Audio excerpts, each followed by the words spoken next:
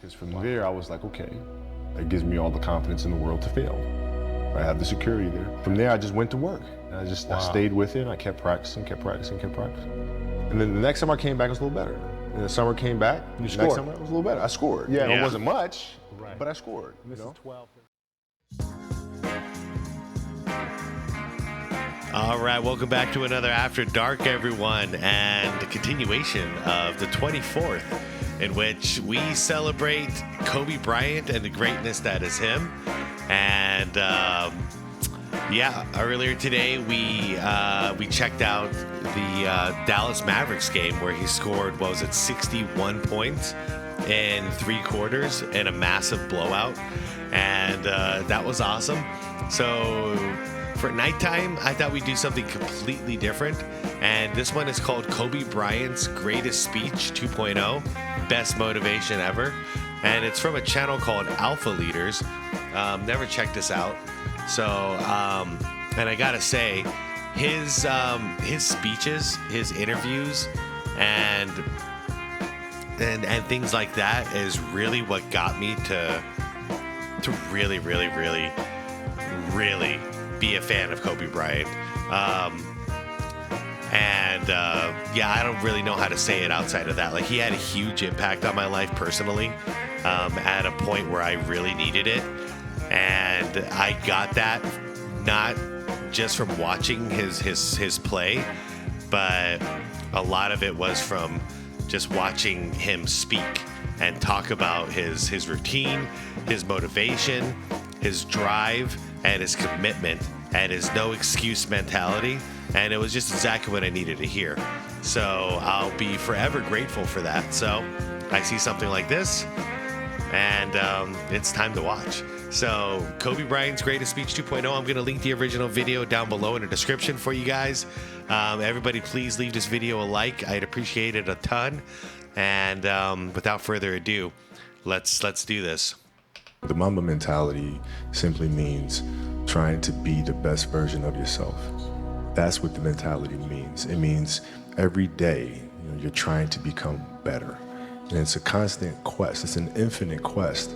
So starting at the age of 2, when I first started playing the game, and on and on and on, I always ask questions. I always try to get better every single day. Like, my kids at 2 could do a lot of things. Mm-hmm. Right? At 2, I could dribble a basketball. I could shoot a basketball on the Nerf hoop at the house. And I would go to practice with my father.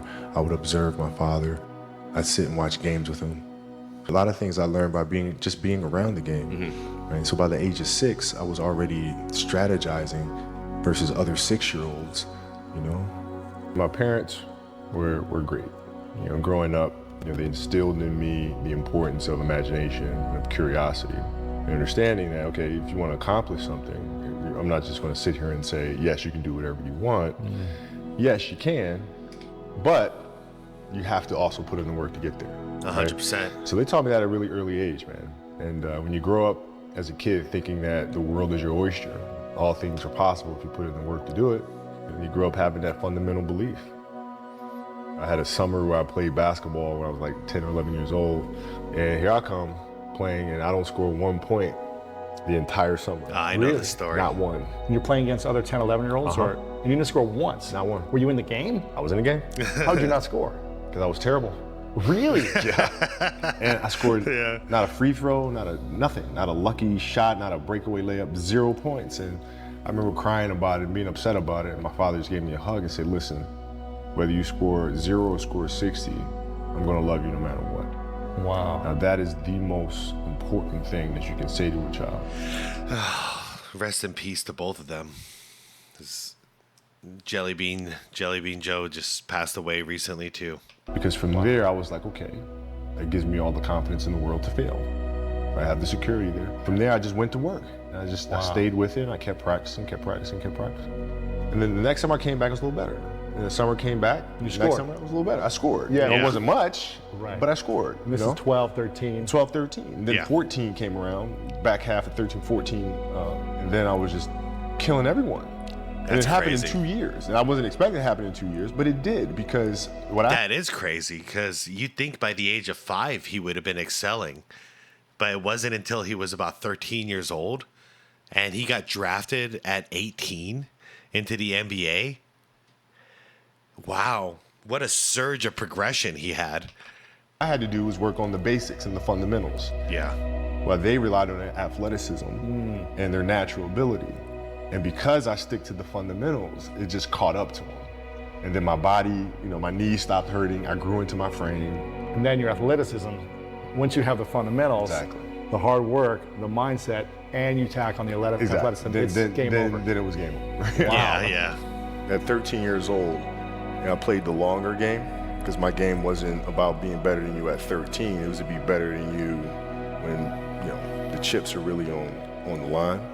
This one is one of those that really had an impact on me.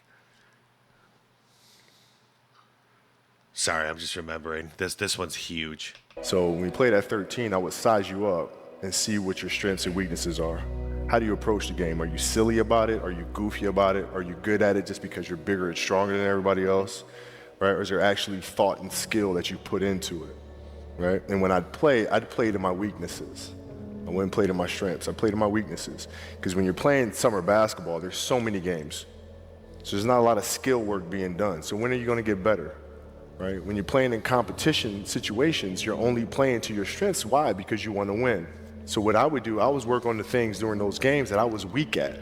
Left hand, pull up jump shot, post game. Right? So I have a strategy. And so then fast forward to when I'm 17 and my game is completely well-rounded and that player at 13 that I saw at 13 is still doing the same shit at 17, now you got a problem. Yep. The passion came from the love for the game. And that's the importance about identifying your own weaknesses and then working on those weaknesses behind the scenes constantly. Most people's ego is so high that they can't even fathom or identify their own weaknesses because they ignore it. It's like putting duct tape over the change oil sign in your car or light. And nothing ever changes that way. You never improve. You never get better by doing that. So that's one thing I loved about what Kobe said was, he didn't have any problem with his weaknesses. He identified them and then he got better at them. And everybody else who had an early start, they're still the same player 4 years later. And this is very accurate in a lot of things in life. People get comfortable and they cruise. And it's the ones who aren't comfortable, who stay hungry, stay motivated, and can identify their own weaknesses and turn those weaknesses into strengths. Those are the greatest. I loved everything about it, like the smell of the ball. You love the smell of the ball? Yes. Yeah, me too. Me too. The smell of like brand new sneakers, like the sound the ball makes when it hits the ground. Sneakers in the gym. The swish sound. Ball going through the net, like Yep. all those things I love. And so the passion comes from that. Because once you have that love, you just want to be a part of this thing all the time. So when you think about the greatest players of all time, 80% of them have God gift, natural talent, ability, body, right? Yeah, well, we got to get Gilbert in this. So Jordan, 48-inch vertical. You have Shaquille O'Neal, right? Then Magic, 6'9" point guard with vision. Kobe, standard. If I give you 6'6" and then took every 6'6" guard in the NBA and NBA history, you would never find him, right? You would never find Kobe because he didn't have big hands, right? He wasn't quick, he wasn't fast, 38-inch vertical. And what he did with that body, it's like you took a S500 and he was pushing it like a Bugatti. That's what we look at. We look at the normal person fighting gods. Yes. When I was in high school, I used to work out. All right, I normally don't like Gil's takes, but that one's pretty legit. It's true. We compare him to Jordan so much, but he didn't have the natural gifts that Jordan had. Kobe had to make up for it with a lot of hard work, and it's hard to catch up to MJ because MJ had the gifts and the hard work ethic and the fundamentals. So Kobe had to rely a lot more on his fundamentals earlier in his career than Jordan did. And that's why I always like to compare prime Kobe to second three-peat Jordan, 95, 96, 97, those years.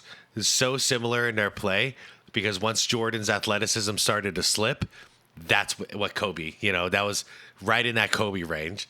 And to see these two go head to head multiple times during that time was awesome.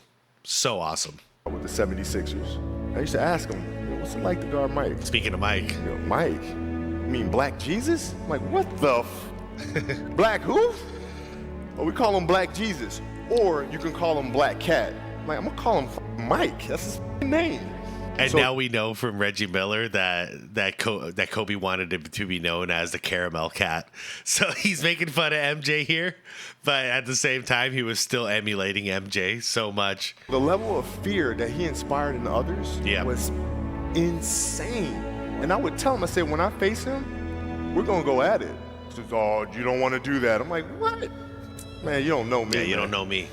And so when we matched up, I think he understood that. And when I was 18, my first year, he got the best of me a bunch of times. I was right there the next play. You're not intimidating me. Yeah. I'm not going anywhere. And I think he saw that level of respect, because I think he was the same way at 18 years old. And that common bond is what I think, where our connection was built. 100%. Well, Kobe Bryant. No, Jordan doesn't respect a lot of players when it comes to like talent level or like competing against him. He respected Kobe right off the bat. He really did. It's a mentality thing. Was the inspiration that someone truly cared about the way I played the game or the way that he wanted to play the game. He wanted to be the best basketball player that he could be. And as I got to know him, I wanted to be the best big brother that I could be. Man. If you play every single day, 2-3 hours. Guys, if you haven't seen that full speech, and you can stomach it, do it. Because I didn't know how close those two were until I saw that. And then I did some digging afterwards. And yeah, they left little crumbs for us to figure it out. But I hadn't figured it out at that point until I researched it more. It's so sad. It was so sad. It breaks my heart still. Man, this video was a little harder than I thought it was going to be to react to. Single day, over the course of a year, how much better are you getting? Most kids will play maybe an hour and a half, 2 days a week. Do the math on that. It's not going to get it done, right? So if you're obsessively training 2-3 hours every single day over a year, over 2 years, you're accelerating. You make quantum leaps, man. He was like, B, if I work out 3 times a day, and all these other guys who are so-called great players work out just for practice. They just work out that 1 time a day. He said, over a 5-year period, they can't catch me. I've worked out that much. I've worked on my body. I've worked on my footwork. I've worked on my shot. So 5-10 years from now, they can't catch me. What's the least amount of sleep you played a game on? Is there a story where it's like, no one knows about, where you went and played a game and it was so insane for whatever reasons? No sleep. Yeah. You played a game with zero sleep. Why not? Zero sleep. Come on, we've all showed up to work without sleeping before. Not the best day, but like kids. Natalia had a certain health situation or what have you, and you're staying up all night, and then you got to go out and perform because fans don't know. Yeah. Teammates don't know, nor do they care, nor should they, that you've been up all night. You got to perform. Yeah, you got a job to do. You just got to go to work, man. It's respect. That's respect. That's it. That's the line that needs to come back. And so you just got that right there. That needs to be like the slogan right now. You just got to go to work, man. Everybody just got to go to work, man. Just get it done. Just get it done. Just do your best. Got to go to work, man. It's respect. No excuses. You have to dance beautifully in the box that you are comfortable dancing in. That should be the NBA slogan right now. No more load management. You just got to go to work, man. So like everybody's box is different. My box was to be extremely ambitious within the sport of basketball. Your box is different than mine. Right? Every kid here has their own box, but it doesn't mean that your box isn't as beautiful as mine, right? Everybody has their own. It's your job to try to perfect it and make it as beautiful of a canvas as you can make it. And if you have done that, then you have lived a successful life. You have lived with Mamba mentality. So it doesn't mean you have to go out here and do all of these crazy things. I'll have to be like this person or that person. No, what are you comfortable being? What is it that you want to do with your life? 100%. And once you have that, then you try to live it to the best of your ability. Yeah.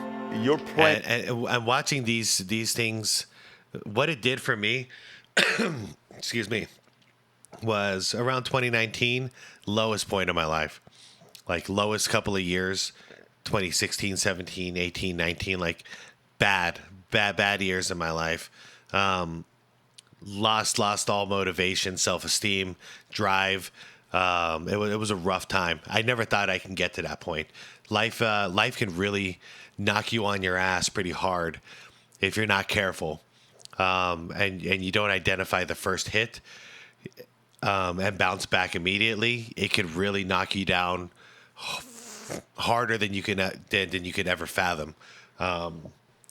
But what Kobe did for me while watching these interviews in 2019, the end of 2019, that is, I remember it was about like September or October of 2019, and I went down a rabbit hole and I got obsessed.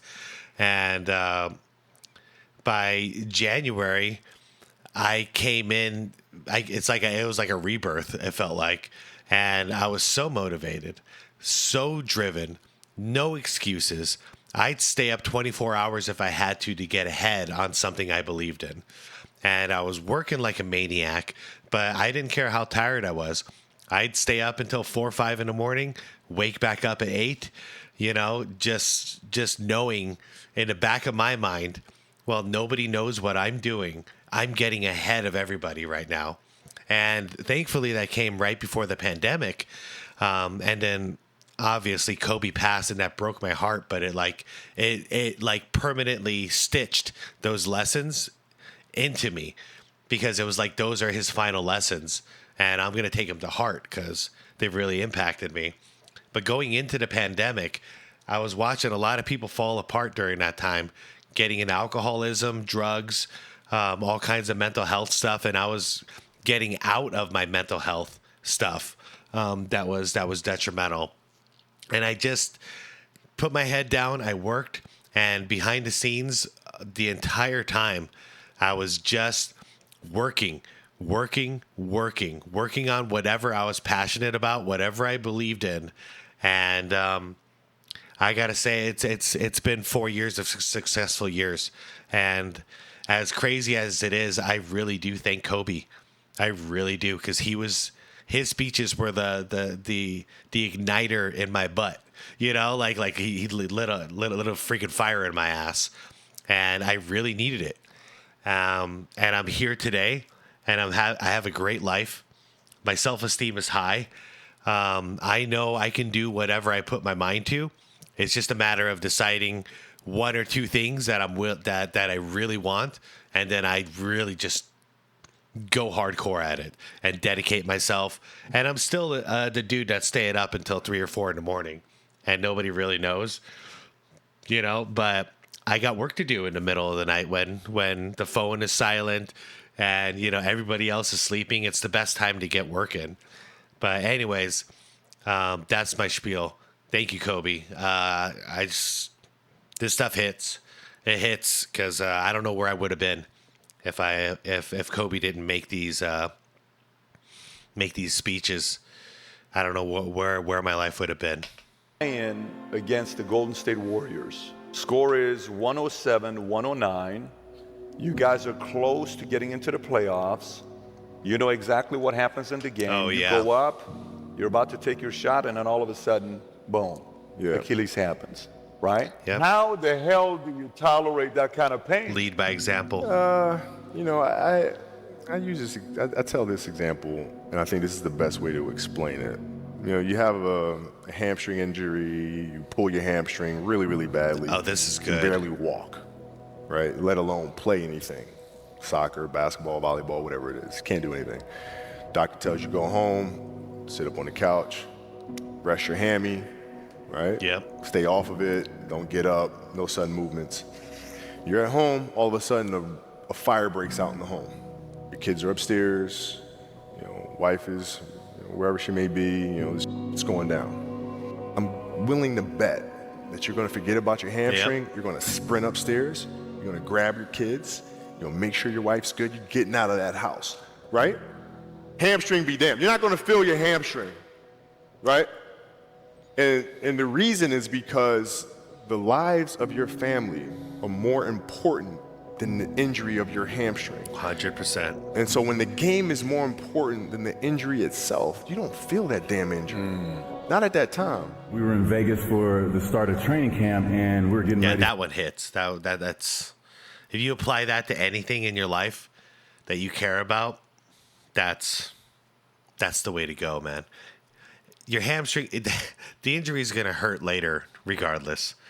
You know, so if you're tired, you're sick, whatever it is, but you got a job to get done, or you've got an injury. Like I remember working, 60-hour weeks on my feet with a torn meniscus, and I just had to keep grinding, because it's gonna hurt regardless later, So I kept going for as long as I could, and tried to treat it on the side, but it didn't mean I could not show up to work. I had a job to get done. And now, it took a long time, but my torn meniscus is healed. It's strong as it can be for a 42-year-old. And I feel pretty proud that I didn't miss work. I didn't let my team down because I had an injury. I went out there and I did it. Obviously, that can't compete with a torn Achilles. You need surgery, 100% on that one. But yeah, if you want something bad enough and you care about it bad enough and you just keep telling yourself, well, it hurts now, but it's going to hurt later. What's more important? Do I really need to rest, or should I get the job done and then rest? For the Olympics in Beijing, we're going to head to Beijing. And I wanted to establish myself as a young leader on the team by waking up bright and early. Day one. Oh, yeah. So I set my alarm. I make sure I'm up by sunrise. I get out of bed. I put on my gear and I head downstairs. But when I get there, Kobe's already there with ice packs on his knees, drenched in sweat. Yep. Now, it took me a minute to figure it out, but this guy wasn't only awake before me. He finished his workout. He had already worked out. Yep. He had just played in the finals days earlier. Meanwhile, I'd been off for months and I was still exhausted. What he had done that morning was incomprehensible to me. Yeah. That dedication he had only days after falling short of an NBA championship. That taught me something I've never forgotten. Legends aren't defined by their successes. They're defined by how they bounce back from their failures. Uh-huh. You got a lot of people playing. Yeah, Kobe could have been, sitting around the couch drinking alcohol and just, wallowing in his misery, but instead he used it as motivation. Absolutely. I think that speech was for the Hall of Fame speech. I'm sorry. Yeah. I think that was Bosch's Hall of Fame speech, if I'm not wrong there. Paying their hard-earned money to come watch you perform. It's your job to be in shape. It's your job to be strong enough to perform at that level. Yep. Every single night. And as a competitor, I'm not ducking shit. Yeah. Like, it's not, oh my God, my back hurts, I'm sore, we got to play Vince Carter and Toronto Raptors tonight. We actually had this happen. We had a game against Toronto in 2000, and Vince was tearing the league up. 2000? My back was jacked. But, like, the perception of that, like, what? Kobe's missing the game against Toronto and Vince Carter because, my back was really spasming. Yeah. But people will be like, what? Oh, he's ducking Vince. Excuse me? Yeah, that's the kind of stuff we criticize about today's game. People duck out on the hard matchups all the time. And we do say it. So yeah, Kobe didn't want that. There's a reason why I got Kobe number 2 of all time. It's not just how good he was. A lot of it is his mindset. No, I don't think so. So I would be in the layup line like, okay, there's a lot of days where, you can rest and recover. Mm-hmm. Today ain't one of them. Yeah. Your back can bother you any other day. That shit ain't bothering me today. Yeah. He gonna have to see me today. Yeah. Oh, man. Yeah. I think the best way to prove your value is to work, is to learn, is to absorb, to be a sponge. But you always want to outwork your potential. As hard as you believe you can work harder than that. And that's what I tried to do when I first came in the league. But, basketball is such a direct competition sport that me coming in at 17, I hated when like my teammates would say, you know, I get hit with an elbow, right? Shaq would hit me with an elbow in practice, and like, you know, Nick Van Exel would come up and say, "Are you okay?" I'm like, what? Mao, are you okay? What the hell's wrong with you? You know, so like I always had that extra chip on my shoulder. So like every day in practice for me was really trying to annihilate everybody that I was playing against. Because I wanted to prove you don't need to babysit me. Yes, sir. Like I'm fine, you know? You want things to be as perfect as they can be, understanding that nothing is ever perfect. But the challenge is try to get them as perfect as they can be. And what can you do? It's in your control. So control what you can. You've had one of the most incredible careers, arguably of all time. You know, made all the money in the world, got a freaking Oscar now. You've got all these other things happening, and yet you're still waking up, or at least you're in the gym at 4 a.m. working out, and you just turned 40. Yeah. Right? Was he really? Why still? He was still training? That I didn't know. Because I saw him get asked if he still hoops, and he was like, "I'll just shoot around once in a while," and he like totally downplayed it. I didn't know he was still waking up in the morning and going to the gym. Wake up that early and train at this level in your life right now? Well, I mean, there's several factors for that. Like when I first retired, I let myself go a little bit. Really? You got a little? Oh yeah, got a little chubby life? It was awesome. And then the challenge was, awesome. okay, can I get back in shape? Yeah. And it's really hard because there's no end goal. There's no game. There's no season. There's no. How do you motivate yourself to do How it? do you? How do you? And so for me, it was like, okay, I have to aim for something. So I said, I want to aim for size. I want to aim for bulk, right? So that's a tangible thing. I'm going to go for that, right? But then also, it's my children, because like your kids can't see how hard you work. You go to the office, I come to the studio, they don't really see the effort, right? So how can we teach our children what it means to work hard? Well, you do it through training. Right, so when I get up in the morning, my daughter goes with me. Oh, 4 a.m. That's the motivation right there. That's awesome. Oh, and sad. 10-year-old goes with me. Through that process, she understands the value of hard work. Yeah. What's your definition of greatness? I think the definition of greatness is to inspire the people next to you. Yeah, I think that's what greatness is or should be. It's not something that lives and dies with one person. Yep. It's how can you inspire a person to then in turn inspire another person that then inspires another person. And that's how you create something that I think lasts forever. Yeah. And I think that's our challenge as people, is to figure out how our story can impact others and motivate them in a way to create their own greatness. Yeah, wow. That last one too, I 100% agree. And when I found a lot of these interviews, and I do remember that quote from Kobe, I was doing behavioral health for a couple of years, and I was in that mindset already. Pass on what I've learned, pass on my experiences, and when he said it, like the definition of greatness, I guess it makes sense to be able to get to a point where your journey has resulted in something inspirational or something that can help another person or a group of people, and you pass on that information, and they can pass on that information combined with their own experiences to another group of people. I don't know if that's greatness, but it's some kind of legacy. It might be a silent legacy, but if you're not in it for the clout and the praise, which I'm not, I think that's like the ultimate way of your spirit never dying. It's always, if you know something that you lived through, your heartache is still inspiring people generations later, that would be enough for me. That would be plenty enough for me. Wow, guys. When I saw Kobe Bryant's greatest speech, I didn't think it was going to be that emotional. So I apologize. I know this put me in a certain mood, and it kind of took me back it's complicated, guys. Life is complicated. It took me back to a dark time, but also reminded me of the journey that I went through to get out of that dark time, and also makes me incredibly thankful for where I am now. To say I'm a little emotionally exhausted from this one is an understatement, but I think it's great. Actually, it's really important for me to relive this once in a while, because it's hard to remember the journey sometimes unless you do something to trigger it all.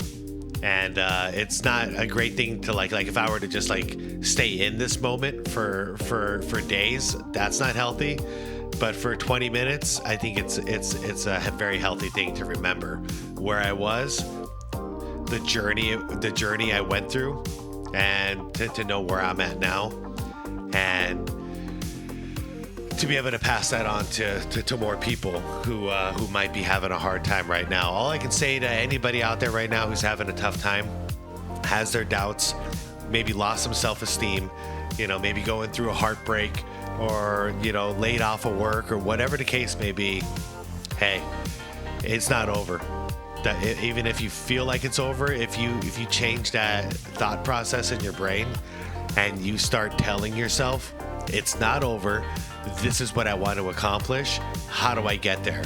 And every time your brain goes back to start doubting you, kicking you from the inside, you shut it out and you get focused on the task at hand. What do I want to accomplish? How do I get there? What's the next step? And you just focus on that. And at first it seems unhealthy, but then it becomes incredibly healthy, because your brain is now programmed to wake up and think this thought, not those dark thoughts that you're used to thinking that are weighing you down and killing your self-esteem. Your brain won't have time for that anymore. And if those thoughts creep back in, you supplement them with other thoughts. Not what can't I do, what can I do? What's within my grasp? What's within my control? Focus on that. And for me, that's been the most healthy thing ever. And it's how I was when I was young. And, the world beat me up quite a bit. Throughout my time here, and somewhere along the lines I forgot all of this. I forgot that I can accomplish anything if I really want it and I really put my best effort at it. I forgot. I started becoming a victim, and the irony is most of us, we start out a victim because something did happen to us, and we are a victim in that moment. However, a lot of us, we stay in that victim mindset for way too long. And that's what I learned about myself. That shouldn't have been a 3-year period. I should have got out after about 6 months and woken up and just, focused on what I can do instead of what I can't do, or what I've lost. And that would be my best advice to everybody, is even if you can only do it for 5 minutes a day in the beginning, focus on something that you want to accomplish. Then if you can do it 10 minutes the next day, then 20 minutes the next day. And then eventually the majority of your day is focusing on these things. And then maybe 5% of that day is still indulging in these negative thoughts. Eventually, it's going to be 99%, 1%. And that's where I feel like I'm at now. 99% of the time, I'm driven, I'm motivated, I'm confident, and I'm ready. I'm ready for action. 1% of the time, I fall on my face, but then I pick myself up because it's out of reflex now. I fall down. It's like, imagine you playing basketball when you were young. You get knocked down. The natural tendency is to just jump right back up before you've even assessed, like, am I injured? Oh man, like I got a cut on my arm. And all this stuff, you don't think about it. Your reflex is to get right back up, and it's like to prove a point. I'm fine, I'm all good, I'll assess this later. Ball, check ball, let's go. And yeah, like I said, somewhere along the lines I forgot that, but I'm back in. And for any of those of you who have forgotten it, it's not your fault. Life is very hard, but remember, you can do something about it. We don't have to be victims forever. Everybody, thank you for watching. Like the video if you enjoyed it. Subscribe to the channel if you want more content like this. I promise tomorrow morning's video won't be a TED Talk. I didn't anticipate this, so I do apologize, you guys. But hopefully there might be one of you out there that this might have some kind of an impact on you in a positive way, and I hope it does. And, let me know in the comments down below.